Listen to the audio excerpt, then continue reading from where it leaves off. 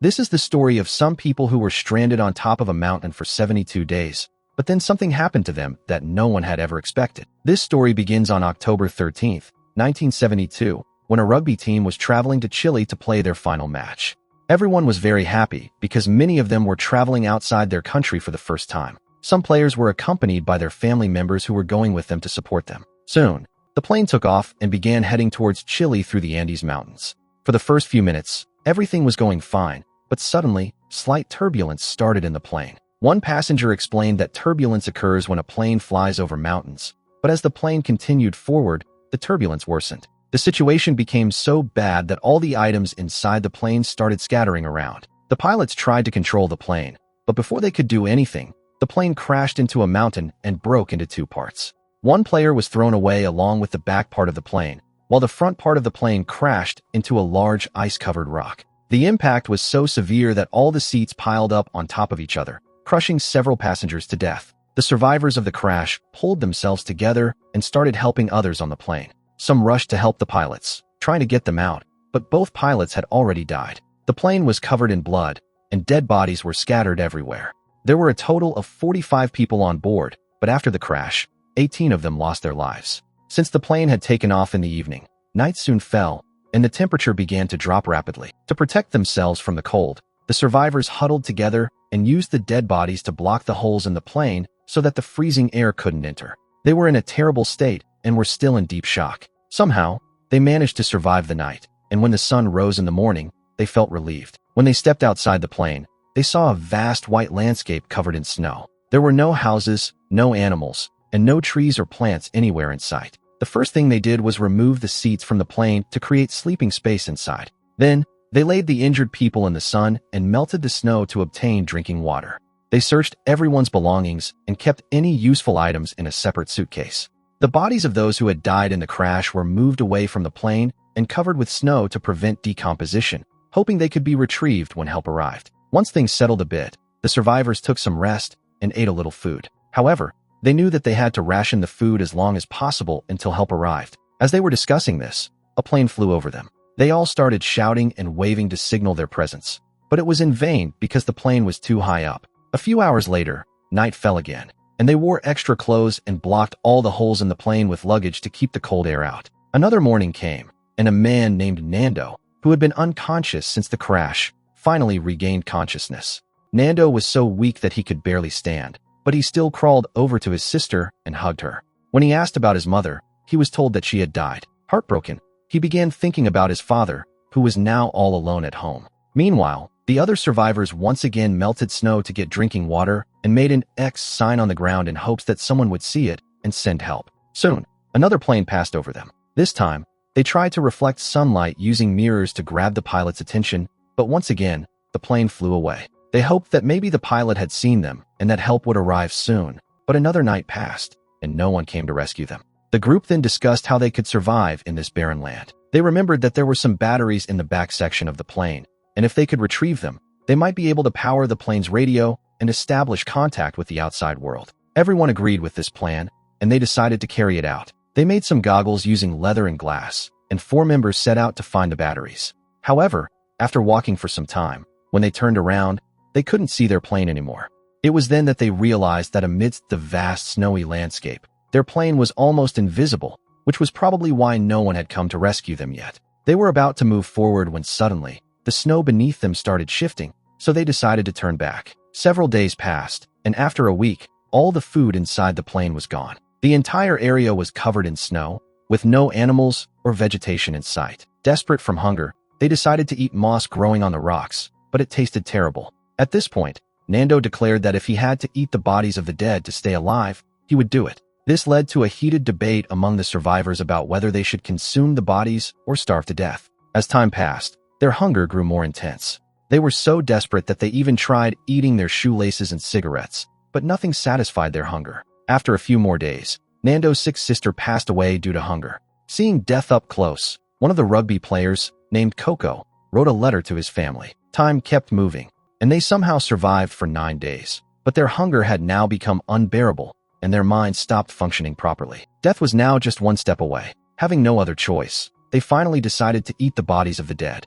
for people went outside and started cutting the frozen corpses to consume the flesh. Seeing them do this, some others also changed their minds and joined in. However, 5 people still refused to eat human flesh, even if it meant starving to death. From the next day onward, they took the bodies away from the main group before cutting them so that the 5 unwilling survivors wouldn't be disturbed. During this time, they found a suitcase buried in the snow containing a radio. They managed to assemble a makeshift antenna and listen to the news. It was then that they learned that the government had conducted several rescue operations, sending about 66 aircraft to search for them. But despite all efforts, when no trace of them was found, they were declared dead. Hearing this, the entire group was devastated, and all hopes of survival crumbled. After this, 4 of the 5 survivors who had refused to eat human flesh finally gave in, realizing that no one was coming to save them. 3 survivors then decided to go out again and search for the batteries to power the radio and contact the outside world. They walked for several hours until they found pieces of the plane wreckage and the body of the player who had been separated during the crash.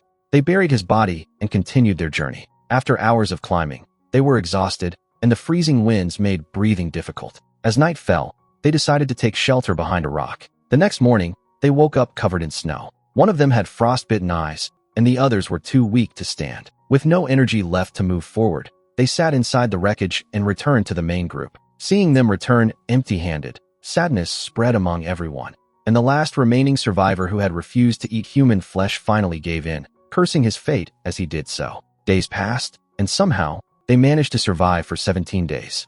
But the bad news was that the weather had been terrible for the past 5 days.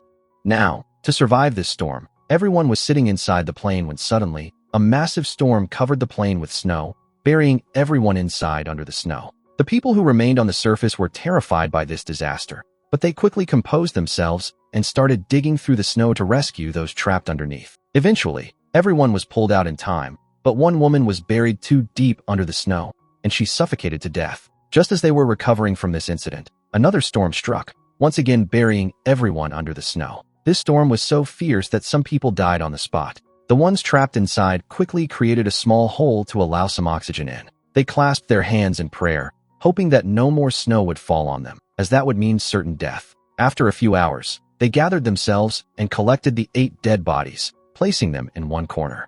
By the 18th day, they had already spent 2 full days trapped inside, and hunger had started to take a toll on them. The only way to survive now was to eat the flesh of the dead bodies. However, this was extremely difficult for them, as the bodies belonged to their loved ones. Seeing this, a boy named Numa got very angry and started breaking the plane window. During this, a piece of glass pierced his foot, but he did not stop and kept digging through the snow. After 2 days of hard work, they managed to create an opening, allowing them to finally get out. Once outside, they were so happy as if they had reached home. They celebrated their survival and then started digging out the plane from the snow. During this time, Numa noticed that the injury on his foot was no longer hurting, as the snow had numbed the wound. However, he didn't pay much attention to it and continued digging. The sun was shining brightly in the sky, making it easier for them to dig, and within a few hours, the plane was finally out. Since the sunlight was good, they decided to search for the rear section of the plane. However, they had no idea how they would survive the freezing nights.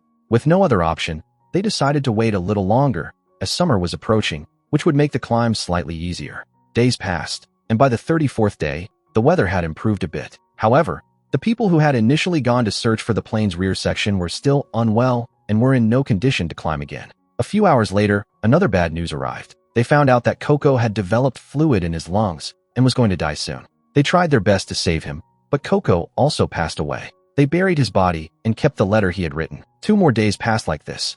On the 66th day, 4 members of the group decided to climb up again, and their names were Robert, Tintin, Numa, and Nando. Infection had spread in Numa's body, so they asked him to return, but he refused. He decided to go back alone and asked the others to keep moving forward. Numa somehow made it back to the plane, but his condition was so critical that he fainted as soon as he reached. After a while, when he regained consciousness, he saw his companions trying to remove the snow from the plane. He wanted to help them, but he was too weak to even move. The next day, the other 3 also returned, bringing good news. They had found the rear section of the plane. They had discovered not only batteries but also many other things, including plenty of clothes, bottles of rum, and cigarette packs. They inserted the batteries into the plane's radio and tried to establish contact with the outside world, but they received no response. With that, their last hope was also shattered. Meanwhile, Numa's condition worsened as the infection spread throughout his body. The food from the plane was also running out, so they once again resorted to eating human flesh. Numa stopped eating and drinking to save food for the others because he knew he wouldn't survive. Some members of the group went to the rear section of the plane again, hoping to find something useful. This time, luck was on their side, and they found a waterproof fabric. They stitched it together to make a sleeping bag. Then, they heard a radio broadcast announcing that after 58 days since the crash, the government was going to conduct one final search operation to find them. This news reignited hope among the survivors. Some of them suggested staying in place and waiting for rescue, while others argued that if they stayed there, no one would be able to see them. That night, Numa's condition deteriorated further, so he told everyone that when he died, they should eat his body to stay alive. A few hours later, Numa passed away, and the group found a letter near him. In the letter, Numa wrote that he was happy to die among his friends because he couldn't have wished for a better death. After reading Numa's letter, everyone was filled with a new sense of determination. 3 members of the group, Robert, Tintin, and Nando, once again set out in search of help. They took a new sleeping bag and as much food as they could carry. This time, they were determined to cross the mountains at any cost and reach Chile to bring help for everyone. They climbed without stopping, and when night fell, they slept inside the sleeping bag. The next morning, they resumed their climb and eventually reached the mountain peak. However, the sight before them shattered their spirits. There were endless mountains ahead, meaning they still had a long journey ahead. For a moment, they thought about turning back because they didn't have enough food for such a long journey. At this point, Tintin handed over all his food to the other 2 and decided to return so that they could complete the journey. The journey was long and filled with challenges, but the remaining 2 never gave up and kept moving forward. Finally, after walking continuously for 10 days, their efforts paid off. They reached an area where the snow was much less than before. They also found a clear water river where they stopped to drink plenty of water. At that moment, something happened that no one had expected. They saw a man on a horse standing across the river. Seeing this man, their happiness knew no bounds. They shouted for help, but the sound of the flowing river drowned out their voices. Seeing this, the man threw a piece of paper and a pencil across the river, and the 2 survivors wrote down their entire story. The man took the paper and rushed to the authorities. As soon as the government received the news, a rescue mission was launched to save the remaining survivors. The man brought Robert and Nando to his house, where they were given food. Soon, this news spread like wildfire across the city, and reporters started gathering in large numbers. The people stranded above also received the news, and they jumped with joy upon hearing it. They washed their faces and packed their belongings, preparing for rescue. Soon, the rescue team arrived with Robert and Nando at the crash site, and finally, after 72 days of being stranded, they were rescued. After being rescued, they were brought back to the city, where they reunited with their families. They were then admitted to the hospital, and the entire city welcomed them like heroes. There, they helped each other bathe and were given separate beds. However, that night, they still chose to sleep together, as the trauma of their ordeal was still fresh in their minds. In the end, we learned that there were a total of 45 people traveling on that plane, out of which only 16 survived. I hope you liked this story. If you enjoyed the video, please give it a like and subscribe to the channel. See you in the next video.